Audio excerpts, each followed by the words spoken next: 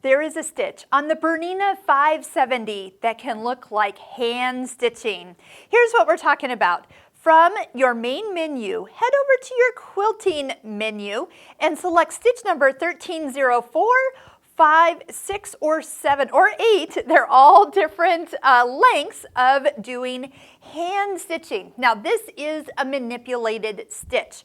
So what are we talking about? I actually have clear thread in the needle, and the stitch that we're going to be stitching will be seen by whatever color you put in the bobbin. Here's the thing with this stitch. We are tightening the top tension, and the machine will start at a 7.5 top tension, and that's super tight, but we can also go up even higher for different results, and depending on the batting you choose and the thread you're working with.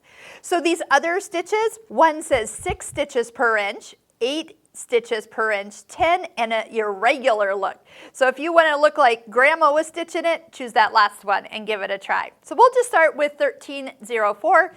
I have the 1D foot on with the dual feed, and that's because we'll be working through batting for this particular example. That's usually where it's going to be seen. Now the top will look like it is done by hand, but on the back side it will prove that you actually didn't do it by hand and will actually look like a straight stitch. So let's take a look at how this stitches. So remember when I said this is a manipulated stitch?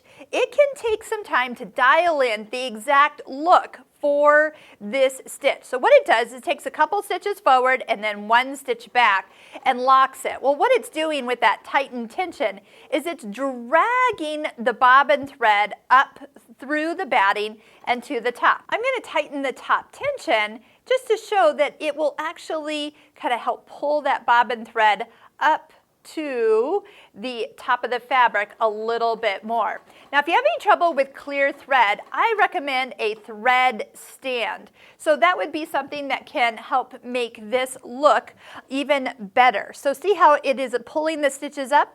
Where there's a break in the thread, that is actually where the clear thread has stepped forward. So you can see when you start off, there is a few stitches that are not going to probably look as complete.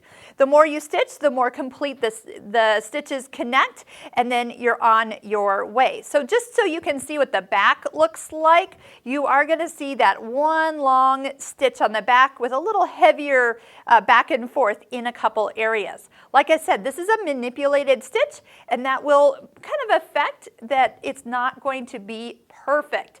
So again, I bet there was somebody who had some clear thread in their machine, their tensions were all whacked out, and they thought this looked like hand stitching, and so it became a stitch built into the machine. But just know it might take a little patience for you to get to the perfect look that you are willing to stitch on a quilt. Make sure that dual feed is down because it is going to be through batting, and that's where it's going to look the best.